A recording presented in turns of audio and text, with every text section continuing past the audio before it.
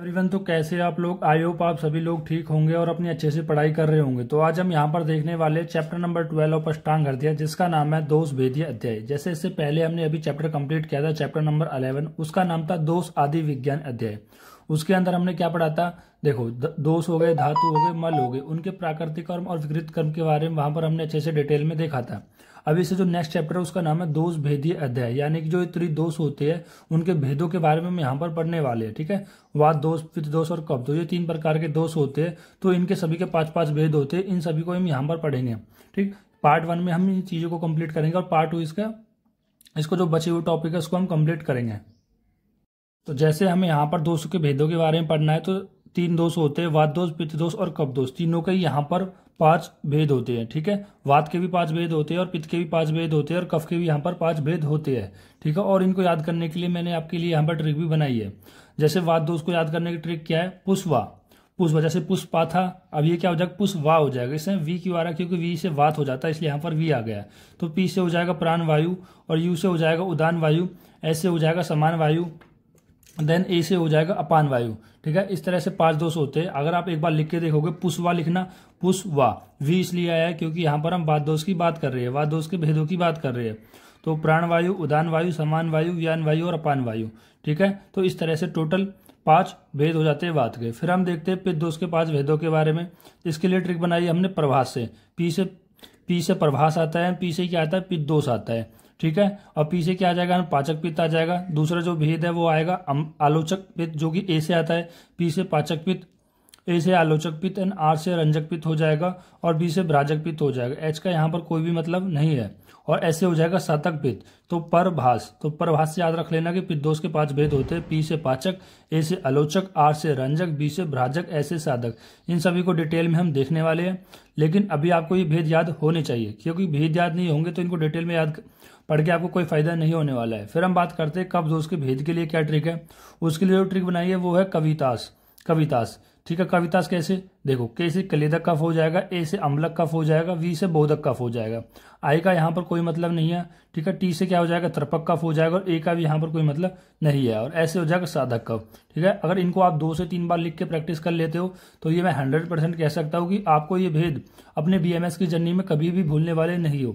अगर आप बिना ट्रिक के इनको याद कर लेते तो आप आज ना तो कल इनको भूल ही जाना है। तो इसलिए अच्छा होगा आप इनको न्यूमेरिक के साथ, किसी भी न्यूमोनिक के साथ कर सकते हो, अगर आपके पास उससे बेटर न्यूमोनिक है। ठीक है, अगर इनसे बेटर न्यूमोनिक है तो उनसे भी कर सकते हो, नहीं है तो आप अभी इनसे ही काम चलाइए और अच्छे से इनको याद कर लीजिए। ठीक है, ये अच्छे न्यूमोनिक है, मुझे भी इनसे याद रहते हैं, क्योंकि मैं कितनी बार भी इनको समझ लेता हूँ, कॉन्सेप्ट समझ लेता हूँ, लेकिन अगर कुछ न्यूमोनिक ट्रिक नहीं बनाता हूँ तो वो चीज़ भूल जाते हैं। ठीक है, इसलिए आपको याद भी होनी चाहिए, कॉन्सेप्ट तो आपको अच्छे आना ही चाहिए, उसके लिए आपको कुछ ट्रिक्स, कुछ न्यूमोनिक्स भी होने चाहिए। फिर हम बात करते हैं हम दोषों के शारीरिक स्थान के बारे में। ठीक है, यानी कि वात दोष के स्थान देखेंगे, हम पित्त दोष के स्थान देखेंगे, हम कफ दोष के स्थान देखेंगे। हम इनके भेद के स्थान नहीं देखेंगे, जैसे पूरा वात दोष होता है। ठीक है, अब वात दोष क्या करता है? आपकी जो पूरी बॉडी है उसमें मूवमेंट कराने का कार्य करता है, वो कौन करता है? वात दोष करता है। जैसे कि अगर हम बात ही कर रहे हैं वात दोष के बारे में, देखो, जैसे वात दोष है, जितनी हमारी बॉडी मूवमेंट हो रही, चाहे धातु की मूवमेंट से या मलों की मूवमेंट से या नर्वस सिस्टम से मूवमेंट से, वो सारी जितनी भी मूवमेंट हो रही है वो वात के रिलेटेड हो रही है। देन उसके बाद जो पित्त होता है, पित्त क्या करता है? हमारे बॉडी में टेम्परेचर, यानी टेम्परेचर को जो मेंटेन करता है, होम्योस्टेटिस को जो मेंटेन करता है, वो कौन करता है? पित्त करता है, अकॉर्डिंग टू आयुर्वेद। ठीक है, जैसे हमारी बॉडी का नॉर्मल टेम्परेचर 37 डिग्री होता है। ठीक है, 37 डिग्री। ठीक है, तो उसको मेंटेन करता है। ठीक है, तो उसके बाद डाइजेशन का काम कौन करता है? पित्त, मतलब डाइजेशन और कॉम्प्लेक्स में इसके फंक्शन होते हैं, पित्त के होते हैं। कफ क्या करता है? हमारे बॉडी में स्ट्रेंथ देता है। ठीक है, फिर उसके बाद यहाँ पर मैं आपको अभी इनको समझाने से पहले, दोषों के सारे स्थान बताने से पहले यहाँ पर कुछ कॉन्सेप्ट और बता देता हूँ। ठीक, जैसे यहाँ पर मैं बात कर रहा था small age, middle age and old age, मतलब छोटा बच्चा है और एक मिडिल एज, जिस अवस्था में आप हो, और एक ओल्ड एज, यानी कि 60 से 70 साल के बाद ओल्ड एज को हम कह सकते हैं। ठीक है, जनरली हम 60 से 70 साल बाद, 60 साल या 70 के बाद हम ओल्ड एज कहते हैं।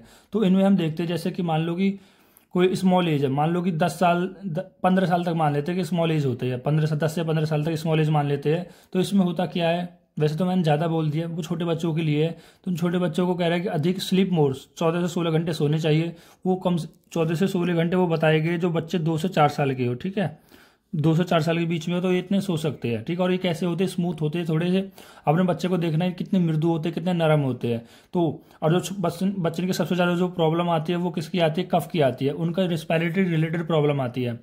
आप कभी भी देखना, जो छोटा बच्चा होगा 4-5 साल का होगा तो उसमें हमेशा जो प्रॉब्लम आती है वो आती है रिस्पिरेटरी रिलेटेड प्रॉब्लम, ठीक है। उनका गले में हमेशा की खांसी सी आती रहेगी, भरा भरा सा रहेगा, ऐसा लगता है कि जो इनका पूरा जो ट्रेकिया है, ठीक है, जो नेजल सिस्टम है पूरा वो कैसा भरा हुआ है, कफ से भरा हुआ है, ठीक है। क्यों होता है, क्योंकि छोटे बच्चों में जो कौन सा दोष प्रधान होता है, कफ दोष प्रधान होता है। यानी कि जब बच्चा छोटा होता है तो उसमें कौन सा दोष प्रधान होता है, कफ दोष प्रधान होता है। उसके आप नॉर्मली भी देख सकते हो, अगर आपके आसपास में कोई बच्चे है छोटा, ठीक है, आपके घर में कोई छोटा बच्चा है तो उसमें हमेशा जो प्रॉब्लम आने वाली है वो कफ से प्रॉब्लम आने वाली है। उसको देखो नींद ज़्यादा आएगी, उसको इसको जो नाक है वो ज़्यादा बंद रहेगी हमेशा, इसकी नोज़ बहती रहेगी, ठीक है, और इसका जो गला खर्री खर करता रहेगा। तो ये सारी जो प्रॉब्लम आती है वो कफ की वजह से आती है, क्योंकि जो छोटा बच्चा होता है उसमें मेनली कफ डोमिनेंट होता है। अब इसका रीजन भी आप समझ सकते हो कि जब वो छोटा बच्चा होता है वो सबसे पहले मधुर का ही सेवन करता है। जैसे कि मान लो कि अभी कोई नवजात शिशु बॉर्न हुआ है, वो सबसे पहले क्या करेगा, दूध का सेवन करेगा, माता के दूध का। वो माता का दूध कैसा होता है, मधुर होता है। यानी कि जितनी मधुर चीज़ है वो शुरुआत से ही इसको खिलाई जाती है, जिसकी वजह से बॉडी में उसके कफ यहाँ पर प्रदान होता है। देन उसके बाद बात करते हैं पित्त, यानी जो मिडिल एज होती है, जैसे कि आप लोगों की जो एज होती है, इसमें क्या होता है, आपकी बॉडी में पित्त प्रदान होता है। इसको आप ऐसे समझ सकते हो जैसे कि देखो, आपको इस अवस्था में गुस्सा ज़्यादा आता है, पिंपल ज़्यादा होते हैं, तो ये किस वजह से हो रहे हैं, ठीक है, वो पित्त की वजह से हो रहा है। कि अगर आपकी बॉडी में पित्त बढ़ा है तो पित्त किसकी दृष्टि करेगा, रक्त की दृष्टि करेगा, और रक्त की दृष्टि होगी तो आपके चेहरे पे जो पिंपल्स है, यानी कि जो फुंसिया है, फोड़े, ये सब यहाँ पर निकलने लग जाते हैं। तो आप कह सकते हैं जो मिडिल एज होती है उसमें पित्त डोमिनेंट होता है, ठीक है। तो आपने एक कहावत भी सुनी होंगी, जैसे बड़े बूढ़े लोग कहते थे कि आपकी उम्र में तो हम पत्थरों को भी चबा लेते थे, ठीक है, लोहे के चने चबा लेते थे। ये ऐसा क्यों कहते हैं, क्योंकि जो आपकी अवस्था है ना, जो आपकी ये एज है 20 से 22 साल 25 साल, इस एज में क्या होता है, पित्त बढ़ा हुआ होता है। आप कुछ भी खा लो वो सबका पाचन कर देता है, ठीक है। देन उसके बाद हम बात करते हैं कफ दोष की, सॉरी ओल्ड एज, कफ दोष की नहीं, ओल्ड एज, मतलब जो बूढ़े लोग होते हैं 60 से 70 साल के बाद हम कह सकते हैं कि ओल्ड एज आ जाती है। तो उनमें क्या होता है, जनरली इन सभी की बॉडी में पेन होता है। और पेन क्यों, तो हम बात कर रहे थे कि जो ओल्ड एज होते हैं उनकी बॉडी में पेन ज़्यादा होता है, ठीक है। ये चीज़ मैं बता रहा हूँ ना, आप इन चीज़ों को समझा करो। जैसे कि अगर कोई बड़े बूढ़े लोग आपके घर में, वहाँ देखो कोई और नहीं तो बाहर भी आपको मिल जाते हैं, ताऊ दादा जो भी है, बाबा, तो उन सब से देखो ना, उनसे कुछ बातें करो, उनके थोड़ी देर उनके पास बैठो, उनके दुखों को सुनो, ठीक है। वो आपको लाइफ के अलावा, पढ़ाई के अलावा लाइफ के बहुत अच्छा ज्ञान आपको देने वाले हैं, ठीक है। बहुत चीज़ सीखने को मिलती है। तो उनको देखना कि उनके जो जनरली बॉडी में पेन ज़्यादा रहता है। इसका कारण क्या होता है, क्योंकि उनकी बॉडी में हमेशा वात बड़ा होता है, और जितना भी पेन का जो कारण होता है मेनली कौन होता है, वात ही होता है, ठीक। और जो ओल्ड एज होता है, ओल्ड एज में हमारी जो स्किन होती है वो कैसी होती है, ड्राई होती है, ठीक है। तो आप क्या समझ में आया कि ओल्ड एज में वात डोमिनेंट होता है।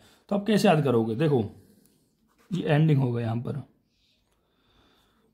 कि जब आप लाइफ के शुरुआत के पड़ाव पे थे, शुरुआत में स्टार्टिंग में, तो आपकी बॉडी में कफ प्रधान था। जब आप एक मिडिल एज में गए तो पित्त प्रधान था, और जब आप एक ओल्ड एज में गए तो वहां पर वात प्रधान था। तो आपको स्टार्टिंग की से ये मैंने क्यों बताया है, क्योंकि देखो मैं यहाँ पर बता रहा हूँ, क्योंकि इसलिए बताया कि आपकी जो स्टार्टिंग लाइफ होती है उसमें कफ प्रदान होता है, यानी कि जो स्टार्टिंग होती है।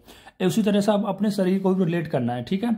अभी आपको इतना समझ में आ गया कि शुरुआत में हमारी बॉडी में कफ डोमिनेंट होता है, उसके बाद पित्त डोमिनेंट होता है, एंड लास्ट में वात डोमिनेंट होता है। उसी तरह से जो आपका शरीर होता है, ठीक, सबसे पहले जो स्टार्टिंग पॉइंट है, स्टार्टिंग पॉइंट अपर में, यानी जो आपका हार्ट है, हार्ट से ऊपर ऊपर कफ होता है, कफ का स्थान माना जाता है, ठीक। और बीच में यानी जो अमाशय हो गया, पक्वाशय हो गया, ठीक है, उसकी कहाँ माना जाता है, पित्त का स्थान माना जाता है। और पक्वाशय के नीचे जितना भी स्थान है वो वात का माना जाता है, मुख्य रूप से माना जाता है, ठीक है। वैसे तो यहाँ पर यह भी कहा गया है कि जो वात दोष होता है वो पूरे शरीर में व्याप्त होता है, ठीक है। पित्त को भी कहा जाता है, कफ को भी, लेकिन मेनली ये कहा जाता है कि जो वात होता है वो हमारे सारे शरीर, सर्व शरीर व्याप्त होता है, मतलब सारे शरीर में ये फैला हुआ होता है। लेकिन मुख्य तौर से ये बताया गया है कि वात दोष की जो अधिकता देखी गई है वो जो आपके नाभि है, नाभि से नीचे नीचे मान लो, मतलब नाभि से नीचे नीचे जनरली वात दोष की अधिकता होती है। जैसे पक्वाशय के अंदर मेनली वात होता है, ठीक है। और शक्ति यानी जो आपके पैर हो गए तो वहां पर भी, ठीक है, या मल को जो निकाल रही है, ठीक है, जो पुरीस को निकाल रही है, जो नवजात शिशु गर्भ से निकाल रही है, तो वो सब कौन कौन इनमें रिलेट है, वात ही रिलेट होती है, ठीक। अब यहाँ पर ये बताने का जो कार्य होता है, जैसे हम वात के भेद भी पढ़ेंगे, पित्त के भेद पढ़ेंगे, तो इनके स्थान देखेंगे, ठीक है, उनके कर्म देखेंगे। तो मोस्टली जो स्थान होंगे, जैसे कफ के वो ऊपर ही आने वाले हैं, पित्त के जो मोस्टली जो स्थान होंगे वो किसके बीच में आने वाले बॉडी के, एंड जो वात के जो मोस्टली स्थान होंगे वो नीचे ही आने वाले हैं, नाभि से। तो मैंने इसलिए यहाँ पर आपको बताया है, ठीक। देन अब हम बात करते हैं आपने दोष के शरीरस्थ स्थान के बारे में। देखो पहले हम बात करने वाले वात दोष के बारे में, ठीक है। वात दोष के जो सामान्य स्थान कहाँ कहाँ पर होते हैं, जैसे पहला बताया गया कि पक्वाशय के अंदर। देखो अभी मैंने अभी आपको बताया कि जो वात दोष के जो मेनली स्थान होंगे वो कहाँ पर होंगे, आपके नाभि से नीचे होंगे। अब नाभि से नीचे क्या आता है, आपका पक्वाशय आता है, आपकी लार्ज इंटेस्टाइन आती है, स्मॉल इंटेस्टाइन आती है, ठीक है, इसके नीचे बताया। तो उन्होंने भी यही लिखा है कि जो वात दोष का जो सामान्य स्थान होता है वो पक्वाशय में होता है। पक्वाशय यानी इंटेस्टाइन की बात कर रहा है, ठीक है। कभी कभी पक्वाशय का मतलब यहाँ पर स्मॉल इंटेस्टाइन भी ले लिया जाता है, कभी कभी लार्ज इंटेस्टाइन भी ले लिया जाता है। तो यहाँ पर जो लार्ज इंटेस्टाइन लिया गया है, और लार्ज इंटेस्टाइन का भी यहाँ पर कौन सा पार्ट लिया गया है, कोलोन वाला पार्ट लिया गया है, ठीक है। देखो कोलोन वाला नहीं, देखो पक्वाशय के अंदर यहाँ पर जो मेनली जो पार्ट लिया गया है वो कोलोन नहीं, रेक्टम लिया गया है, ठीक है, रेक्टम। अब जो रेक्टम होता है वो लार्ज इंटेस्टाइन का पार्ट होता है। जैसे कि हमारे लार्ज इंटेस्टाइन में 4 पार्ट होते हैं, सिक्कम, कोलोन, रेक्टम और एनस, ठीक है। ये इस तरह की लार्ज इंटेस्टाइन होती है, ठीक है। लार्ज इंटेस्टाइन के मेनली 4 पार्ट होते हैं, सिक्कम, कोलोन, रेक्टम और एनस। देखो मैं कभी कभी इस चीज़ को 2 बार रिपीट इसलिए करता हूँ क्योंकि बीच में कोई ना कोई आ जाता है जिसकी वजह से मुझे फिर से स्टार्ट करना पड़ता है रुक के, ठीक। जैसे लार्ज इंटेस्टाइन है, इसमें यहाँ पर सिक्कम होता है, ठीक, एंड देन ये कोलोन होता है। कोलोन के 4 पार्ट होते हैं, ये असेंडिंग कोलोन होता है, और ये ट्रांसवर्स कोलोन होता है, एंड डिसेंडिंग कोलोन होता है, ठीक है। और ये वाला सिग्मॉइड कोलोन होता है क्योंकि एस शेप की तरफ होता है। देन उसके बाद रेक्टम होता है, एंड इसके बाद एनस होता है। तो ये हमारे लार्ज इंटेस्टाइन के 4 पार्ट होते हैं, जिनके अंदर जो रेक्टम होता है यहाँ पर, ठीक है। तो यहाँ पर लार्ज इंटेस्टाइन के अंदर जो पार्ट माना गया है वो कौन सा माना गया है, रेक्टम माना गया है। यानी कि जो हमने बताया ना कि वात दोष का जो सामान्य स्थान होता है वो पक्वाशय के अंदर होता है। पक्वाशय यानी मेनली किसके अंदर बताया गया है, रेक्टम के अंदर बताया गया है। और रेक्टम के अंदर क्या होता है, आपको जो पुरीस होता है, आपको जो मल होता है, फीकल मैटर होता है, वो स्टोर होता है। यानी कि वात दोष उस फीकल मैटर को निकालने के लिए भी यहाँ पर रिस्पॉन्सिबल है। तो हम इसका क्रम यहाँ इसके स्थान के अनुसार बता सकते हैं। देन दूसरा बताया गया शक्तिनी। शक्तिनी मतलब क्या है, लोअर लिम्स, ठीक है, लोअर लिम्स है, ठीक। अब देखो ये जो लोअर लिम्स है वो भी कहाँ पर है, नाभि के नीचे है। नाभि के नीचे ही पक्वाशय था, नाभि के नीचे ही हमारा शक्तिनी है, ठीक है। यानी कि लोअर लिम्स है जो पैर है, ठीक है। एंड देन उसके बाद अस्थि। अगर हम बात करें अस्थि का, तो अस्थि में भी यहाँ पर वात दोष का स्थान बताया गया है। देखो अस्थि आपने कहाँ पर पढ़ा होगा, जब हमने आपको आश्रय और आश्रय भाव बताया था, तो वहां पर बताया था कि आश्रय और आश्रय भाव का एक एक्सेप्शन होता है, वो होता है वात और अस्थि। देखो नॉर्मली क्या होता है कि आश्रय बढ़ता है तो आश्रय बढ़ती है, और आश्रय बढ़ता है तो आश्रय बढ़ता है, लेकिन यहाँ पर ऐसा नहीं होता है। देखो वात और अस्थि के केस में क्या होता है, जैसे कि मान लो अगर आप दूध का सेवन करते हो तो वात का समन होता है, और अस्थि का यहाँ पर अस्थि का फॉर्मेशन होता है। जैसे कि मान लो कि मिल्क के अंदर क्या होता है, जैसे मिल्क के अंदर होता है कैल्शियम होता है, प्रोटीन होते हैं, विटामिन होते हैं, तो वो अस्थि की संघात करते हैं, अस्थि को बनाते हैं, जबकि वो वात का समन करते हैं। इस वजह से यहाँ पर इसका एक्सेप्शन भी बताया गया था, ठीक। या फिर आप ऐसे भी कह सकते थे कि अगर आप रूप द्रव्य का सेवन करते हो, वो आपकी बॉडी में वात की वृद्धि करते हैं, लेकिन यहाँ पर अस्थि का वो समन कर देते हैं। तो उस वजह से यहाँ पर आश्रय और आश्रय का एक्सेप्शन बताया गया था। यहाँ पर हम क्या जान रहे थे कि जो वात दोष है, वो जो वात दोष है उसका जो सामान्य स्थान होता है अस्थि, यानी अस्थि के अंदर भी वात दोष के स्थान बताया गया है। जैसे कि मान लो ये हमारी कोई लॉन्ग बोन्स है, देखो ये कोई लॉन्ग बोन्स है, ठीक है। तो इस लॉन्ग बोन के अंदर एक स्पेस खाली प्रेजेंट होता है, जिसके अंदर रेड बोन मैरो होता है, और यहाँ पर ये स्पेस भी प्रेजेंट होता है। तो यहाँ पर ही हमारा वायु का स्थान होता है। देन उसके बाद हम बात करते हैं कटी की। अब कटी यहाँ पर बोला गया है हिप्स। हिप्स भी कहाँ पर आते हैं, हिप्स भी जो रीजन आता है वो भी नाभि से नीचे आता है। देन छोत्र हो गया, देखो छोत्र यानी जो कान है वही थोड़ा सा एक ऊपर आ रहा है, नहीं तो जितने भी स्थान है वो नॉर्मली कहाँ पर आ रहे हैं, नीचे ही आ रहे हैं। देन स्पर्श इंद्रिया, देखो जो हमारी ज्ञान इंद्रिया होती है, चक्षु इंद्रिया, ठीक है, हमारी छोत्र इंद्रिया, ग्रहण इंद्रिया, तो उसी के अनुसार एक इंद्रिया होती है उन्हीं 5 ज्ञान इंद्रियों में से, जो कि होती है स्पर्श इंद्रिया। अब ये स्पर्श इंद्रिया का जो अधिष्ठान होता है, ठीक है, वो उसमें किसका स्थान होता है, वात दोष का स्थान होता है। जैसे कि मान लो अगर मैं आपको टच करूँ या कोई भी आपको टच करे, ठीक है, जैसे किसी ने आपको टच किया, तो आपको कैसे पता चलेगा स्पर्श इंद्रिया के थ्रू ही तो पता चलेगा, क्योंकि स्पर्श इंद्रिया के अंदर वात दोष का अधिष्ठान है, और वात दोष क्या करती है, एक तरीके से नर्वस सिस्टम की तरह काम करती है, ठीक है। देन उसका जो विशिष्ट स्थान बताया गया वो कहां पर बताया गया, पक्वाशय के अंदर बताया गया। देखो विशिष्ट स्थान का मतलब है मेनली मुख्य रूप से यहाँ पर ये मिलती है। देखो वैसे तो हम सभी जो ये सामान्य स्थान बताया यहाँ पर मिलती है, लेकिन जो ज्यादा रूप से है वो कहाँ पर मिलती है, हमारा पक्वाशय के अंदर, रेक्टम के अंदर यहाँ पर बताया गया है। देन उसके बाद बात करते हैं पित्त दोष के बारे में। देखो पित्त दोष के बारे में क्या बताया गया, नाभि यानी अम्बलाइकस में मिलता है, ठीक, एंड स्वेद। देखो ये वाला अगर आपको डायग्राम एक बार और कंप्लीट नहीं हुआ है, समझ में नहीं आया, तो मैं आपको एक बार फिर से समझा देता हूँ। देखो जो मैंने मेन स्थान बताया था कि आपको स्टार्टिंग कहाँ से करनी है, कब से स्टार्टिंग करनी है।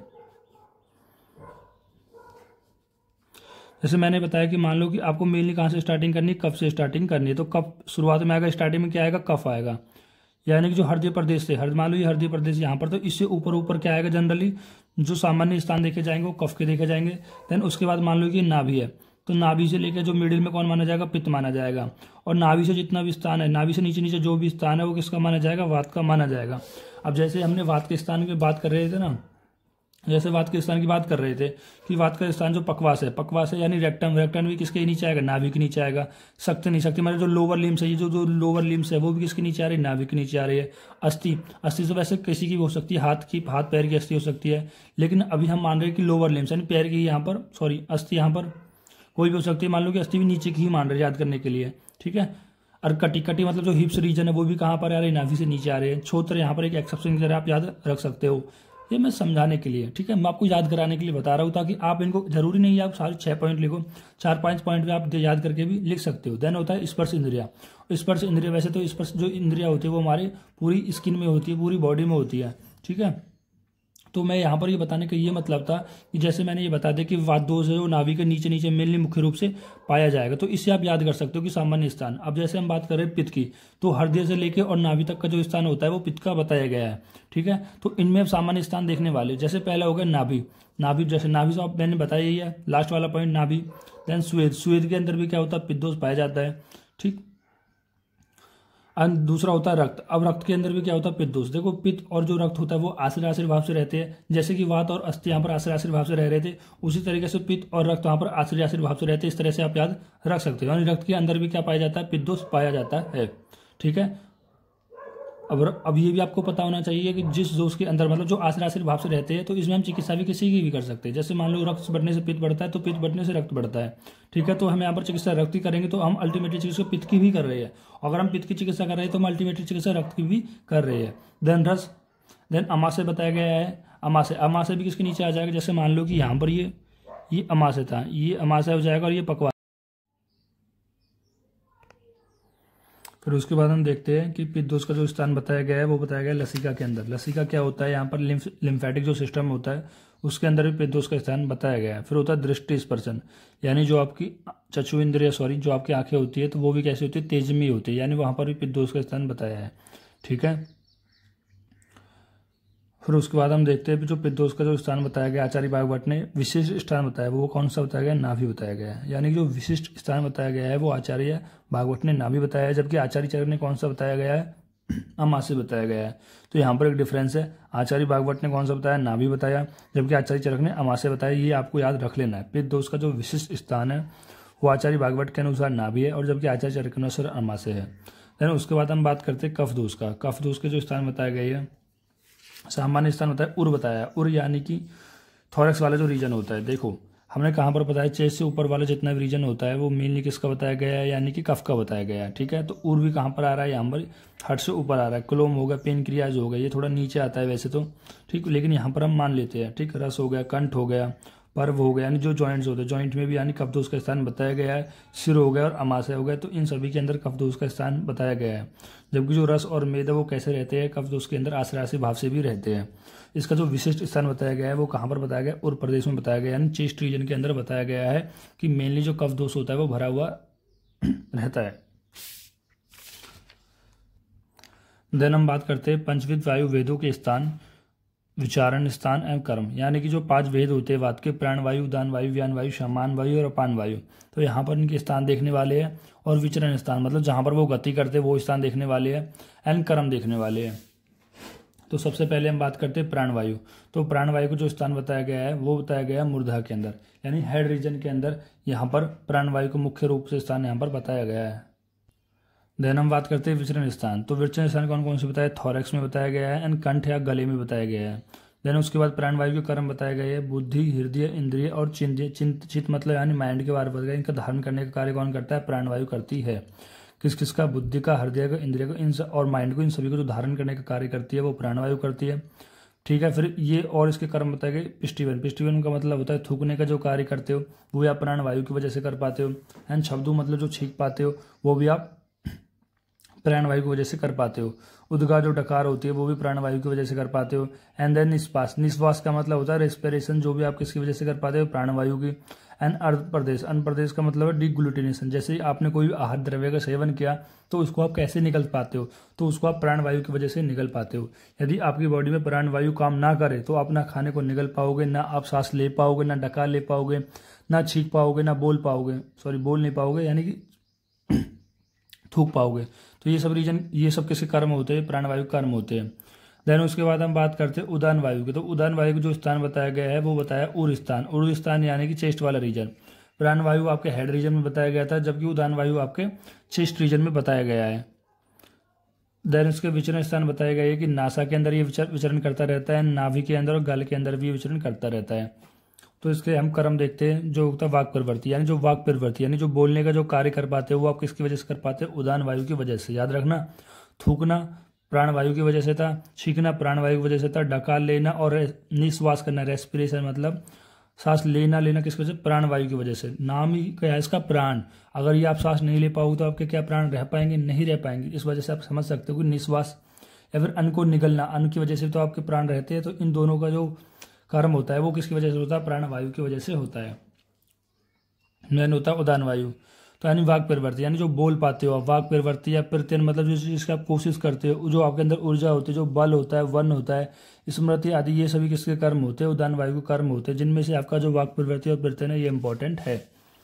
देन उसके बाद हम बात करते हैं व्यान वायु का। तो व्यान वायु को जो स्थान बताया गया है वो हृदय में बताया गया है। एक एक करके आपको याद रखना है। प्राणवायु का स्थान जो मूर्धा में बताया गया है, उदान वायु को जो स्थान उर स्थान में बताया गया है, एंड व्यान वायु को जो स्थान है वो हृदय में बताया गया है। ठीक है। और ये विचरण किसमें करता है, समस्त पूरी बॉडी में ये देह करता है, यानी पूरी बॉडी में फैलता रहता है, मूवमेंट गति करता रहता है। तो इसकी जो व्यान वायु का कर्म बताया वो शीघ्रगामी होता है, मतलब सभी कार्य को बहुत जल्दी कराता है। ठीक है। गति करता है, अपक्षेपण एंड उत्क्षेपण होता है। अपक्षेपण का मतलब होता है फ्लेक्शन।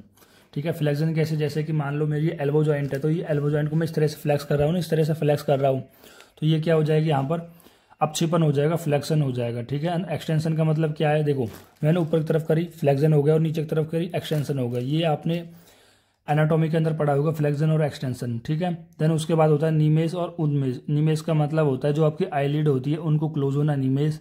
उन्मेष का मतलब होता है आपकी आईलिड का ओपन होना, इस कॉल्ड उन्मेष। देन ठीक, एंड देन शरीरधारियाँ। शरीरधारियाँ इतने इंपॉर्टेंट नहीं है, कोई इसको याद भी नहीं करोगे तो कोई दिक्कत नहीं है। देन उसके बाद करते हैं हम समान वायु के। यहाँ पर स्थान बताया गया है तो अग्नि के समीप बताया गया है। अग्नि के समीप यानी कौन सी अग्नि, जो आपकी पाचक अग्नि होती है उसके समीप होता है। जो आपका पाचन अग्नि का जो स्थान होता है वो होता है आपके अमाशय और पक्वाशय के मध्य है। ठीक है। आचार्यों ने डायरेक्ट नहीं बोला है गृहिणी, उन्होंने बोला है कि जो पाचक अग्नि होती है वो आपकी अमाशय और पक्वाशय के मध्य होती है। डायरेक्ट नहीं बोला है कि जो जठर अग्नि होती है वो गृहिणी के अंदर होती है। उन्होंने बोला कि देखो, अगर मैं इसको ऐसे समझाने की कोशिश करूँ आपको कि ये आपका मान स्टोमच है, तो ठीक है, ये आपका अमाशय है और अमाशय के बाद क्या आता है आपका पक्वाशय आता है। ठीक, ये अमाशय, देखो ये क्या हो जाता है आपका अमाशय हो जाता है और ये क्या हो जाता है मान लो पक्वाशय होता है। ये आपका अमाशय हो गया और ये पक्वाशय हो गया। तो अमाशय और पक्वाशय के मध्य के अंदर अग्नि होती है। ठीक है। अमाशय और पक्वाशय के अंदर क्या होता है, गृहिणी होता है। तो हम कह सकते हैं कि गृहिणी के अंदर क्या होती है आपकी अग्नि होती है। कौन सी अग्नि की बात कर रहे हैं, वो जठर अग्नि की बात कर रहे हैं। किसी भी आचार्य ना भागवत ना सुश्रु ना चरक ने डायरेक्टली नहीं बोला है कि जठर अग्नि, उन्होंने बोला कि अमाशय और पक्वाशय के मध्य जो स्थान होता है उसके अंदर ये आपकी पाचक अग्नि होती है या जठर अग्नि होती है। ठीक है। तो हमने समझने के लिए बताया आपको कि अग्नि के समीप यानी जो पाचक अग्नि होती है, पाचक अग्नि के समीप क्या होता है आपकी समान वायु होती है। ठीक, जैसे कि मान लो इस गृहिणी के अंदर क्या होता है आपका पाचक पित्त होगा, पाचक पित्त या आप बोल सकते जठर अग्नि होगी। ठीक है। जठर अग्नि होगी, तो इस जठर अग्नि के समीप ही क्या होगी आपकी समान वायु होगी। तो याद रखना, ग्रहण वायु के अंदर जठर अग्नि के साथ समान वायु भी होती है। जब आप आगे जाके आप पढ़ोगे, जब आप लघु द्रव्य का सेवन करते हो, ठीक है, तो ये अग्नि कैसी होती है, प्रदीप्त होती है, मतलब वो संदूषण करती है किसका, आपकी जठर अग्नि का। ठीक है। वो आगे जाके आप एक कॉन्सेप्ट भी पढ़ने वाले हो उसमें, शायद आपने चैप्टर नंबर 9 में भी आपने ये पढ़ा होगा, अष्टांग हृदय, कि मैंने आपको ये पढ़ाया था। देन उसके बाद हम बात करते हैं कि जो समान वायु वो संपूर्ण कोष्ठ के अंदर बताया गया है। अब कोष्ठ दो चीज के नाम से रिलेट करते हैं, कोष्ठ के अंदर अमाशय पक्वाशय दोनों आ जाते हैं। ठीक है। देन अब हम समान वायु के कर्म देखने वाले हैं। अन्न का ग्रहण करने का कार्य करते हैं, भाई गृहिणी के अंदर ही तो ज्यादा स्टोर्ड होता है और उसी के अंदर सबसे ज्यादा पाचन होता है। देन उसके अंदर पाचन होता है, विवेचन होता है, एंड मुंजन होता है। विवेचन मुंजन कहने का मतलब ये है कि सार और किट का विभाजन होता है। अभी सार और किट क्या चीज है और क्या इनका विभाजन हो रहा है। जब हमने बात करी थी जब हमने बेसिक में बात करी थी तो बताया था कि आहार का, जब भी किसी आहार पे जब जठराग्नि भूतग्नि कार्य करती है तो आहार का विभाजन होता है दो भागों में। पहला होता है सार भाग जो कि प्रधान भाग होता है, मेन होता है, एंड देन दूसरा होता है मल भाग, यानी कि उस खाने से, उस आहार से जो भी आपको यहाँ पर वेस्टेज प्रोडक्ट आने वाला है उसको हम मल कहेंगे। ठीक है, जो भी आहार, विटामिन, प्रोटीन, कार्बोहाइड्रेट है वो सारे सार भाग के अंदर आ जाता है। जैसे कि अब सार भाग के अंदर अनरस आ गया और मल भाग के अंदर मान लो आपने कोई लिक्विड चीज ली है तो उससे टॉयलेट बन गया तो मल हो गया, या अगर आपने कोई सॉलिड चीज का सेवन किया है तो वो पुरीस बन गया। तो इस तरह से आहार का दो प्रकार का विभाजन होता है। जब जठराग्नि के अंदर देखो, जब गृहिणी के अंदर, जैसे मान लो ये गृहिणी है, ये अमाशय आपकी क्या थी, स्टोमस थी, अमाशय थी, और अमाशय के अंदर एक गृहिणी आती है। जब गृहिणी के अंदर ये सारे अन्न का आहार का आया, मतलब जितना भी अन्न का आहार का आपने सेवन किया वो गृहिणी के अंदर आता है, तो गृहिणी पे उस पर समान वायु काम करती है और जठराग्नि काम करती है। तो जठराग्नि ने इसका पाचन किया और जबकि समान वायु ने क्या किया, उसको सर और किट भाग में विभाजन कर दिया, यानी कि कौन मूत्र बनेगा, पुरीस बनेगा, और इसका जो मेन पार्ट है वो आगे जाकर वो डाइजेशन के लिए यहाँ उसने भेज दिया। देन उसके बाद हम बात करते हैं अपान वायु की। तो अपान वायु को जो स्थान बताया गया है वो अपान प्रदेश बताया गया है। अपान प्रदेश को हम ऐसे समझ सकते हैं, गुद क्या होता है आपका रेक्टल रीजन या इसका पेल्विक रीजन। ठीक है, मतलब पेल्विक रीजन इसका मुख्य स्थान बताया गया है अपान वायु का। अब पेल्विक रीजन के अंदर क्या जाता है, आपका सुरोनी पेल्विस आ जाता है, वस्ती यूरिनरी ब्लैडर आ जाता है, मिड जेनिटल रीजन आ जाता है, उरु आ जाता है, यानी थाई आ जाती है। तो ये सभी रीजन आ जाते हैं हमारे पेल्विक रीजन के अंदर। तो इसका यहाँ पर अपान वायु को क्या कार्य बताया गया है, देखो आपने बहुत बार पढ़ा होगा मूढ़वात का अनुलोमन। ठीक है, मूढ़वात का अनुलोमन हो गया, या अपान वायु की जो दिशा होगी वो ऊर्ध्व होगी, अधोनयी। देखो अपान वायु की जो नॉर्मल डायरेक्शन में होती है, नॉर्मल जो गति होती है वो नीचे की ओर होती है, जिसकी वजह से वो शुक्र का, आर्तव का, सिक्रित यानी पूरी फीकल मैटर का, मूत्र टॉयलेट का, गर्भ का, ठीक है, इन सभी का जो निष्कासन करता है नीचे की ओर। देखो ये सभी की जो डायरेक्शन होती है वो नीचे की तरफ बाहर की ओर ही होती है। ठीक है, जो अपान वायु की जो डायरेक्शन होती है वो नीचे की तरफ होती है, जिस वजह से वो शुक्र, आर्तव, शुक्र, मूत्र, गर्भ सभी का कह रहा है नीचे की ओर निष्कासित करने का कार्य करता है।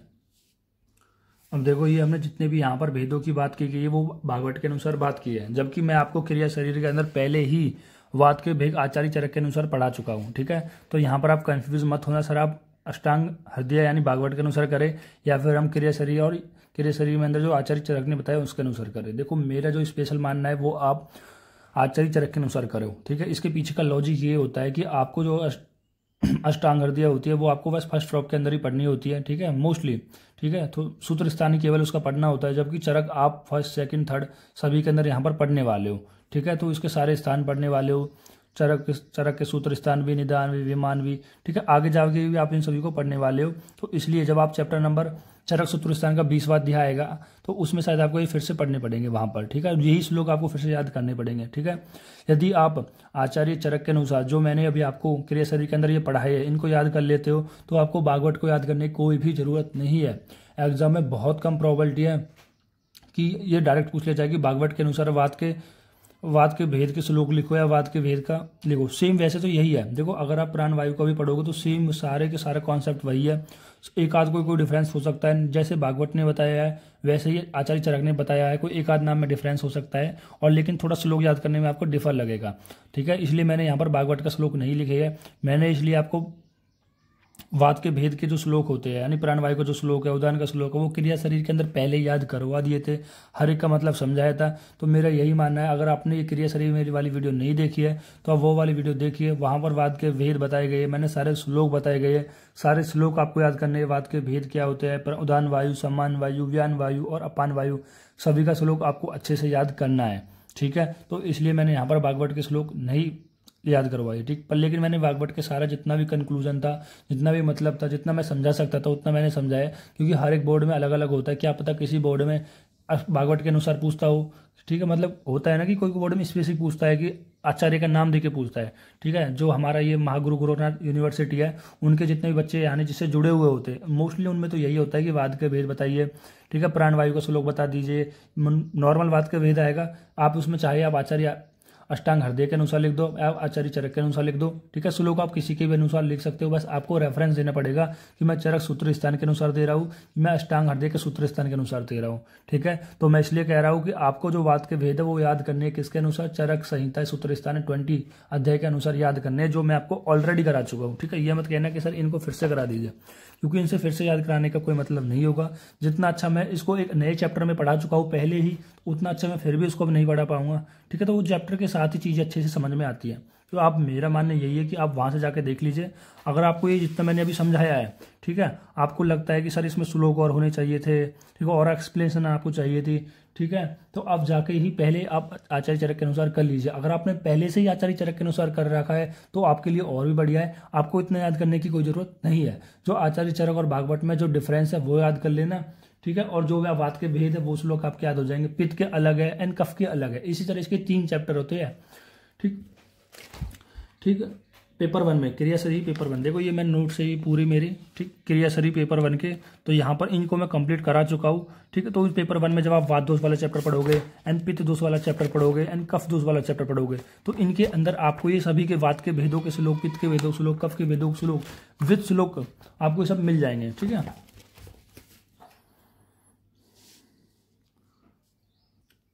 अब हम बात करते पित्त के पंचविध वेदों के स्थान एंड क्रम। देखो, अगर आपने पहले ही ये पित्त के भी देख रखा है आचार्य चरक के अनुसार मेरी क्रिया शरीर वाले में, तो आपको कोई जरूरी नहीं है कि आप इनको भी देखो, ठीक है। अगर आपको एक बार प्रैक्टिस करनी है, रिवीजन करना है, तो आप देख सकते हो, नहीं तो आपको वो सफिशियंट है जो मैं पहले पित्त के दोष को मैं वहां पर बता चुका हूँ क्रिया शरीर के अंदर आचार्य चरक के अनुसार, ठीक है। तो हम बात करते हैं, पहला जो पित्त होता है वो होता है पाचक पित्त। अब पाचक पित्त का जो स्थान बताया गया है वो पक्वास और अमाशय के मध्य बताया गया है, यानी कि वो किसकी बात कर रहे हैं, ग्रहणी की बात कर रही है, ठीक है। ग्रहणी यानी वो डुडोनियम की बात कर रहे हैं, ठीक।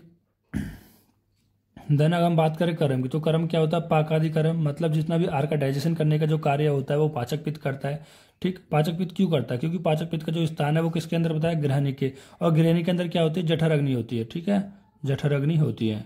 अब जो पाचक पित्त है वो कुछ और नहीं, वो जठराग्नि ही होती है आपकी, जो और जो बाकी के अन्य जो 4 पित्त होती है इनको बल देने का भी कार्य करता है, ठीक। 2 कार्य करता है, पहला डाइजेशन का काम करता है, अन्न का पाचक करता है, एंड सार एवं किट का पृथक करता है। सार एवं किट का कैसे पृथक करता है, क्योंकि जैसे देखो ये हमने बताया ना, ये अमाशय हो गया आपका, ये अमाशय के बाद यहाँ पर पक्वाशय आता है और इसके बीच में ग्रहणी आता है। इस ग्रहणी के अंदर जठराग्नि होती है एंड समान वायु होता है। ये क्या कर, समान वायु, जठराग्नि क्या करती है, आहार का पाचन करती है, और समान वायु क्या कर देती है, इस अन्न का विभाजन कर देती है। जिस वजह से यहाँ पर भी पॉइंट आया है कि सार और कट का ये प्रतिकरण करती है, मतलब इसको डिफ्रेंशिएट करती है। देन होता है रंजक पित्त। अब ये रंजक पित्त क्या करता है, रंजने का काम करता है, कलर देने का कार्य करता है। मतलब जो भी आपने आहार रस का सेवन किया है, जो भी आपने आहार रस का सेवन किया है, उस आहार रस को रक्त में कन्वर्ट करने का कार्य कौन करता है, रंजक पित्त। आपने देखा होगा ना कि रस से रक्त, रक्त से मांस, मांस से मेद, तो ये जो कार्य कर रहा है उसके अंदर कौन सा पित्त कर रहा है, वो रंजक पित्त कर रहा है, जिसका स्थान कहाँ पर बताया गया है, अमाशय के अंदर बताया गया है। तो रस धातु का रंजन करने का कार्य करता है, इन रस को रक्त में कन्वर्ट करने का कार्य करता है। देन होता है साधक पित्त। साधक पित्त का जो स्थान बताया गया वो हृदय, दिल में बताया गया है। सीधे साधे लोग वैसे भी दिल में बसाने चाहिए आपको, इस तरह से आप याद रख सकते हो। जिसका जो कर्म होता है वो बुद्धि, बुद्धि को बढ़ाना, मेधा, अभिमान एंड प्राउड, यानी कि और अभिप्रेत अर्थ की सिद्धि। अभिप्रेत अर्थ की सिद्धि का मतलब होता है कि जो भी आपका जो गोल है उसको अचीव करने के लिए भी यहाँ पर साधक पित्त बहुत रिस्पॉन्सिबल होता है।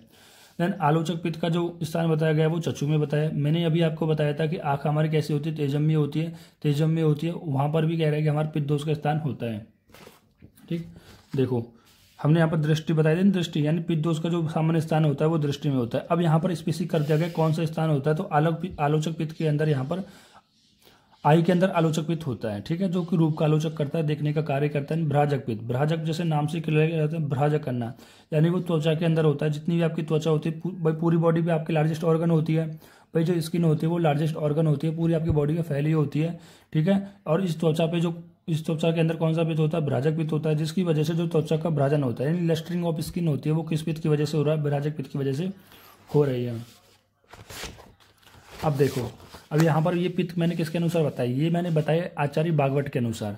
अब हम देखते हैं आचार्य चरक के अनुसार।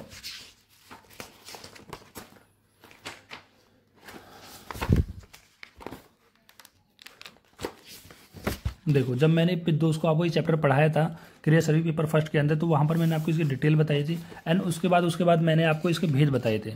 जैसे पित्त के प्रकार रंजक पित्त होता है कि जो रस को रक्त में कन्वर्ट करने का कार्य करता है, वो रंजक पित्त होता है। इसका आचार्य सुश्रुत ने इसका स्थान यकृत और पिलिया माना है, और आचार्य भागवत ने इसका स्थान अमाशय माना है, ठीक। देखो कौन सा पित्त है जो रंजक पित्त था, इसका स्थान आप भागवत ने क्या माना है, अमाशय माना। इंपॉर्टेंट है फॉर एमसीक्यू के लिए कि आचार्य भागवत ने रंजक पित्त का जो स्थान है वो अमाशय माना है, ठीक है, और जबकि आचार्य सुश्रुत ने यकृत और पिलिया माना है, ठीक है। तो ये मैंने आपको बताए थे कि रंजक हो गया, देन साधक पित्त हो गया, देन आलोचक हो गया, भ्राजक और पाचक पित्त, ये सभी को मैंने डिटेल में आपको यहाँ पर बता चुका हूँ। और इसको हम यहाँ पर एक डायग्राम से भी देख सकते थे कि जैसे हमने डायग्राम से बताया, जो साधक पित्त होता है वो आपके सिर में होता है और हृदय के अंदर होता है। आलोचक पित्त आपकी आंखों के अंदर होता है। रंजक पित्त जो रंजक पित्त होता है वो आपके लीवर और स्प्लीन के अंदर होता है, अकॉर्डिंग टू आचार्य।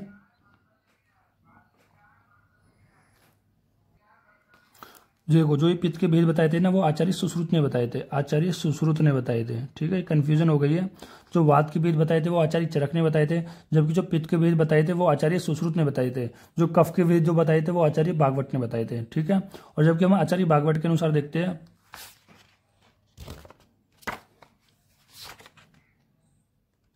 ठीक, और जबकि हम आचार्य भागवत के अनुसार देखें तो भागवत ने क्या बताया, यहाँ पर अमाशय बताई। ये वाला जो अमाशय है इसके अंदर यहाँ पर रंजक पित्त बताया है। और जो पाचक पित्त होता है, पाचक पित्त का जो स्थान है वो कहाँ पर होता है, वो वही गृहिणी में बताया गया है। ठीक है, और भ्राजक पित्त आपको पूरी स्किन पे होती है। तो इस तरह से एक डायग्राम से भी आप याद कर सकते हो। जैसे मैंने ये मुख्य स्थान बताए है ना, जैसे ये स्थान बताए गए हैं,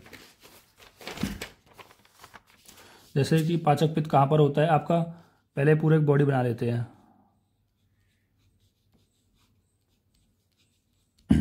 जैसे बताया कि पाचक पित्त का जो स्थान बताया गया पक्वाशय और अमाशय के मध्य, यानी गृहिणी के अंदर बता रहा है। देखो छोटा मैंने बनाया, बड़ा डायग्राम बना लेना। क्या ड्राइंग बनाई है यार,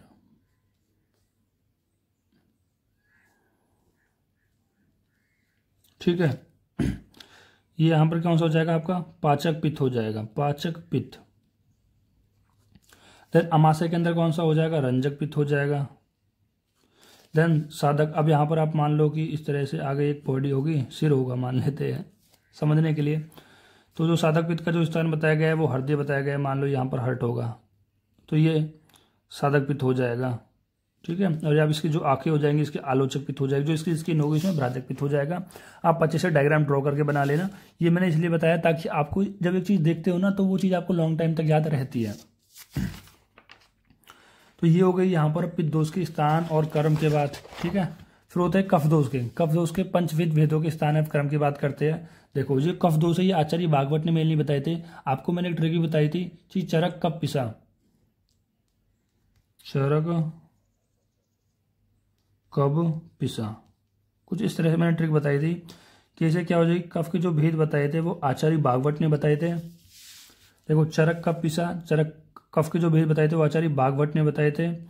और जो पित्त के जो भेद बताए थे वो सुश्रुत ने बताए थे। और आचार्य चरक ने वात के भेद बताए थे। चरक कफ पिसा से आप याद रख सकते हो। तो यहाँ पर हम बात कर रहे थे कफ दोष के भेद के बारे में। 5 ही भेद होते हैं। सबसे जो पहला भेद होता है वो होता है कलेदक पित्त, कलेदक कफ। अब कलेदक कफ का जो स्थान बताया गया है वो बताया गया अमाशय के अंदर, अमाशय के अंदर। अगर हम इसको देखें एज ए डायग्राम से तो आप यहाँ से देख सकते हैं, जो आचार्य चरक ने भी बताए थे कि जो कलेदक कफ होता है वो अमाशय के अंदर होता है। ठीक, जैसे यहाँ पर भी आचार्य चरक ने भी कलेदक कफ को यहाँ पर अमाशय के अंदर माना है। आचार्य चरक ने भी कलेदक कफ को यहाँ पर अमाशय के अंदर माना है। देन अम्लक कफ का जो स्थान माना गया है वो उर या त्रिक प्रदेश में।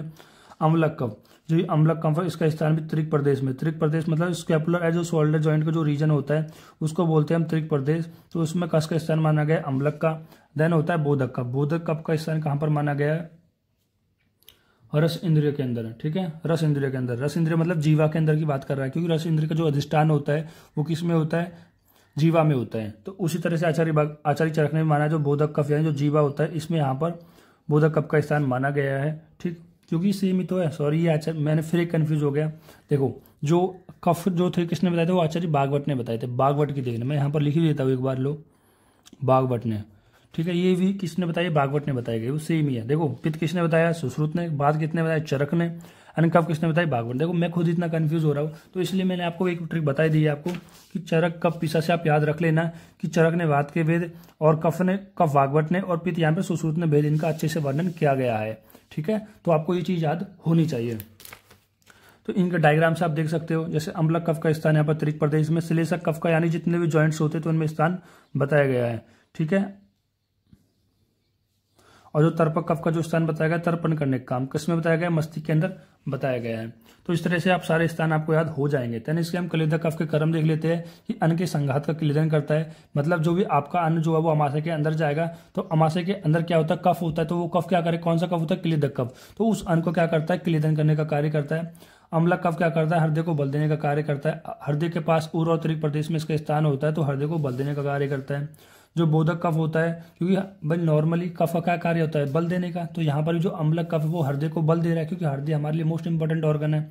बोधक कफ क्या करता है, आपकी रसेंद्रियन जीवा के अंदर रहता है, जो ब्रश का बोध कराता है, जो भी आप टेस्ट करते हो उसकी वजह से। तर्पक कफ क्या होता है, सिर प्रदेश में होता है, इंद्रिय को तर्पण कराता है। एंश्लेष्मक कफ क्या कराता है, संधियों के अंदर होता है, तो जितने संधियों में लुब्रिकेशन कराने का कार्य कर रहा है वो श्लेष्मक कफ ही करा रहा होता है। एल्बो जॉइंट, नी जॉइंट, ठीक है, जितने भी जॉइंट्स होते हैं इनमें सभी लुब्रिकेशन करने का जो कार्य करता है वो श्लेष्मक कफ ही कराता है।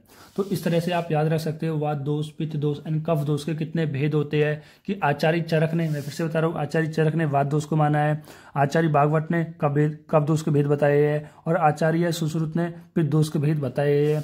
क्या क्या भेद है, क्या है, किनमें जो पॉइंट है, क्या स्थान है और क्या कर्म है, ये आपको विशेष रूप से याद रखना है, जो आपको आगे बहुत काम आएगा। आई होप गाइज आपको ये लेक्चर अच्छा लगा होगा। अगर लेक्चर अच्छा लगा है तो आप वीडियो नंबर 2 के लिए कमेंट कर दीजिए, ठीक है। तब तक के लिए थैंक यू।